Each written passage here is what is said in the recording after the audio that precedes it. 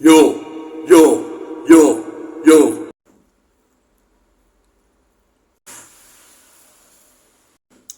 Fala galera, continuando aqui, que eu cheguei a notar aqui sobre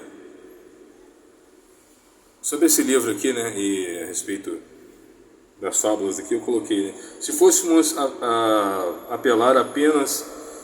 Aqui,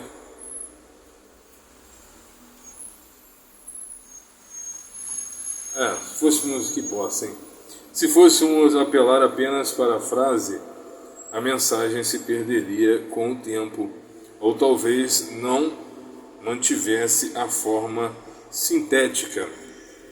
Por isso, o fabulista acabou incluindo um texto fictício, ou não, para desenvolver uma narrativa que pudesse cativar o eleitor e que usasse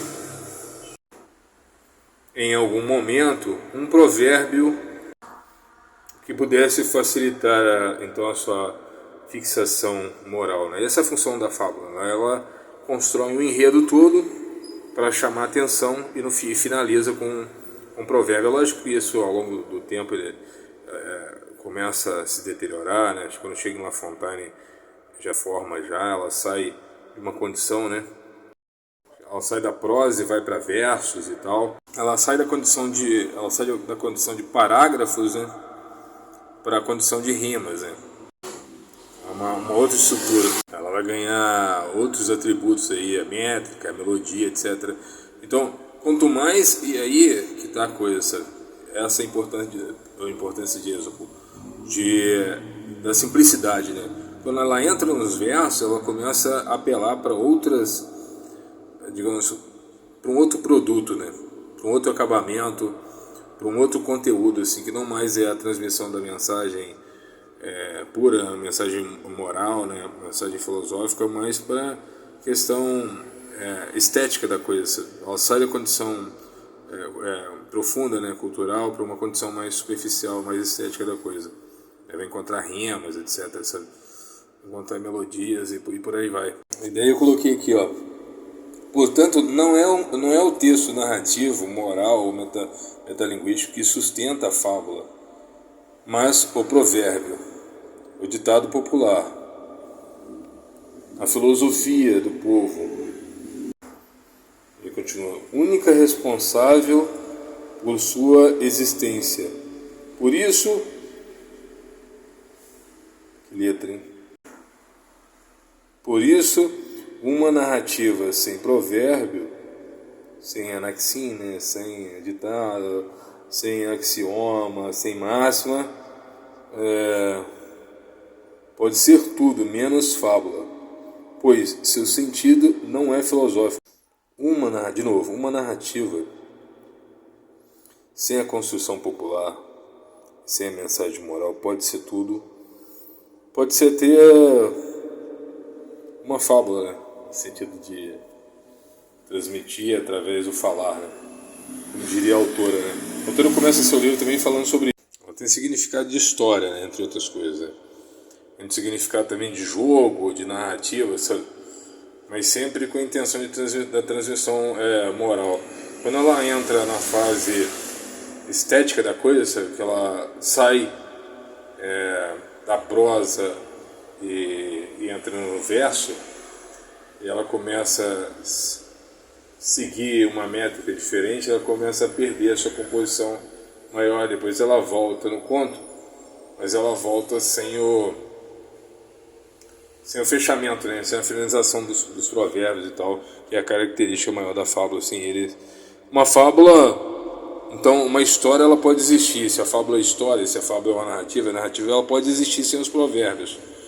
Mas no sentido tradicional de fábula, ela perde a essência. Ela continua pode até continuar com o mesmo nome, mas com outro tipo de essência, outro tipo de transmissão, sabe? E não a primeira que é estimulada por Êxopo, né? Eu vou acabar comprando As Aventuras do Elefantinho Elmer. Beleza, vamos aqui focar antes que acabe o tempo aqui na fábula que eu acabei construindo Construindo, beleza. Abraços aí. A lebre e... Porra, eu mudei de título aqui, peraí, deixa eu ver se eu lembro do título aqui. Como que chama? Como é que é? A desforra do cágado contra a lebre capacitista. Um belo dia, em uma floresta distante, vinha vindo uma lebre. Ei, deixa eu ver se vai agora, peraí.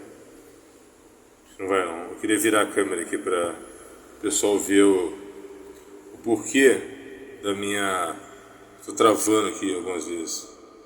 Aí galera, olha o naipe da letra do sujeito. Olha o naipe, olha o naipe, olha o naipe, olha o naipe. Por isso que tá, de vez em quando eu dou uma travada, porque não dá, de vez em quando eu... né, horrível, letra horrível, horrorosa, né? Esquisita, escrota, não façam isso, crianças, né? Crianças, não sigam esse exemplo horroroso, entendeu? Aí um belo dia, tal.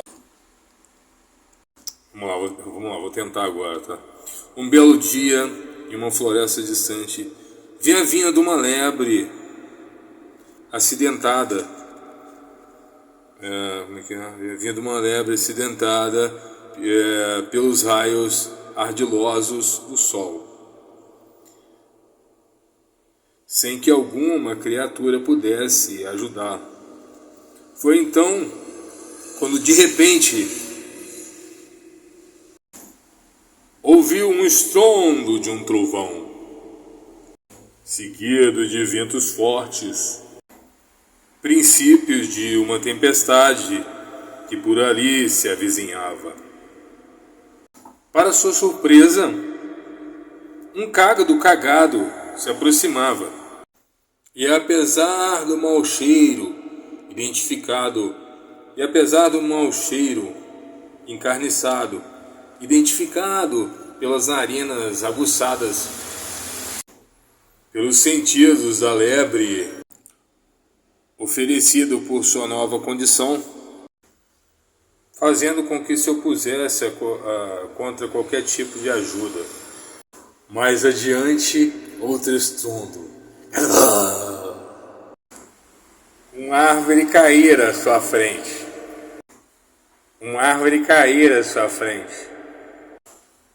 Fazendo com que a lebre perdesse a sua muleta de apoio e sua ousadia. De apoio e também sua ousadia.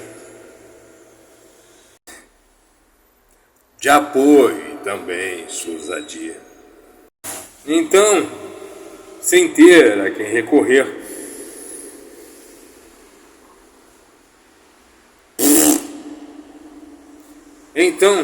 passado um tempo e sem ter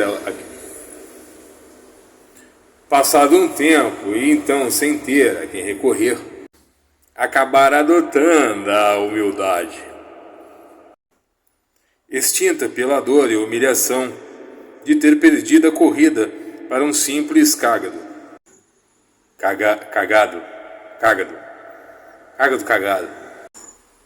O terreno lodoso e sujeito ao alagamento fora tomado pelo temporal e fez com que a orelhuda gritasse por socorro, fazendo com que o lebrão gritasse por socorro, fazendo com que os láparos, fazendo com que o cáçapo gritasse por socorro.